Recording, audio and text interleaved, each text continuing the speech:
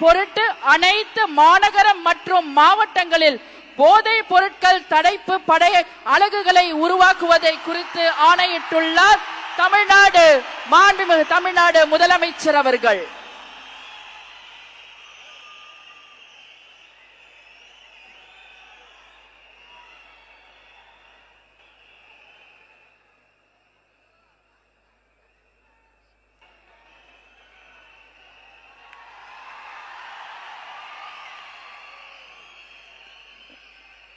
We welcome the Honorable Chief Minister of Tamil Nadu to address the gathering.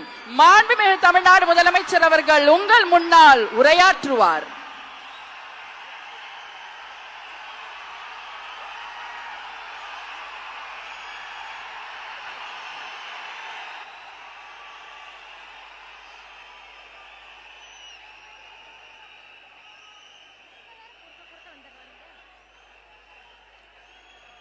என் நெஞ்சில் குடியிருக்கும்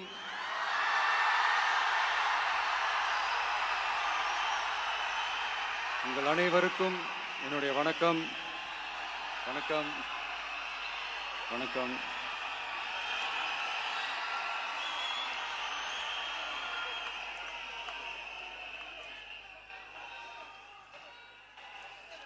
என்ன சொல்றது, எப்படி ஆரம்பிக்கிறதுன்னு தெரியல.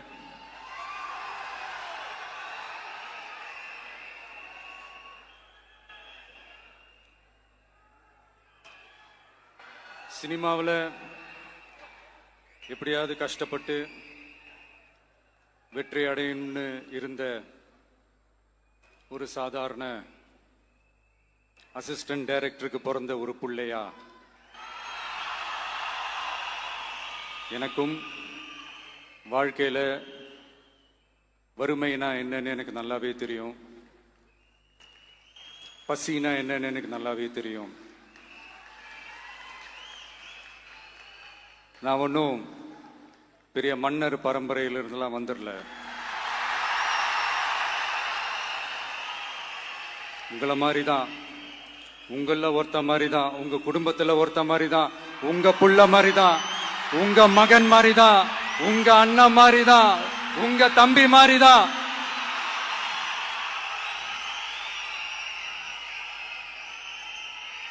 அப்படிதான் நான் உணர்றேன். நீங்களும் என்ன அப்படி நினைச்சதுனால தான் சினிமாவில் எனக்கு ஒரு மிகப்பெரிய ஒரு இடத்த ஒன்று கொடுத்தீங்க. அதையெல்லாம் விட்டுட்டு உங்களுக்காக நன்றி கடன் செலுத்துறதுக்காக அரசியலுக்கு வந்த உங்க விஜய, இந்த விஜய, நீ வா விஜய், நாங்களா இருக்கோம், பாத்துக்கிறோம்.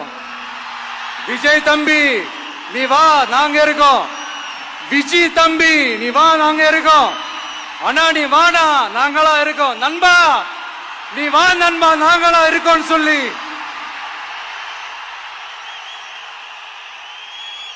அவ்வளவு அன்பா, அவ்வளவு உறவா என்ன ஏத்துக்கிட்டீங்க. இந்த நேரத்தில் இதை நான் சொல்லணும். இந்த டிராவல்ல, இந்த ப்ராசஸ்ல எனக்கு எவ்வளவோ கஷ்டங்கள், எனக்கு எவ்வளவோ இந்த அவமானப்படுத்தினதெல்லாம் ஒரு பக்கம் இருந்தாலும், எனக்காக கூட நின்ன உங்களுக்கும் அதே மாதிரி கஷ்டங்கள், அதே மாதிரி அவமானங்கள், அதையெல்லாம் நீங்க பெருசா எடுத்துக்காம, அதையெல்லாம் நீங்க பொருட்டாவே எடுத்துக்காம, என்னோட வலிகளை, என்னோட வேதனைகளை உங்களோட தான் நினைச்சு என் கூடவே நின்னு இன்னைக்கு சி ஜோசப் விஜய் எனும் நான்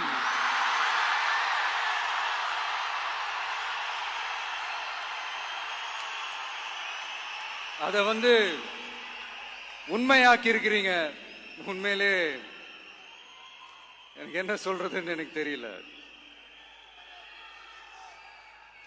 என்னுடைய உறவுகளே, என்னுடைய சொந்தங்களே, நான் ஒன்னும் தேவ தூதன்லாம் கிடையாது. நானும் ஒரு இயல்பான ஒரு வாழ்க்கை வாழ்ற ஒரு சாதாரணமான மனுஷன்தான். நான் முன்னாடியே சொன்ன மாதிரி அது செய்வேன் இது செய்வேன்னு பொய்யான வாக்குறுதிகள்லாம் கொடுத்தவங்கள நான் ஏமாத்த மாட்டேன். எது சாத்தியமோ அது மட்டும்தான் நான் செய்வேன். இம்மிடியட்டா உங்க மனசுல ஒரு கேள்வி ஒண்ணு வரலாம், அப்ப சாத்தியம் இல்லாததை செய்ய மாட்டாங்களா, செய்ய முடியாதா அப்படின்ற ஒரு கேள்வி ஒண்ணு வரலாம். இத்தனை கோடி மக்கள் என் கூட இருக்கும் போது எது வந்தாலும் பாத்துக்கலாம், என்ன வந்தாலும் பாத்துக்கலாம் அப்படின்ற அந்த கான்பிடன்ஸ் என் மனசுல இருக்கு. இன்னொரு விஷயமும் நான் இங்க சொல்லணும். இன்னைக்கு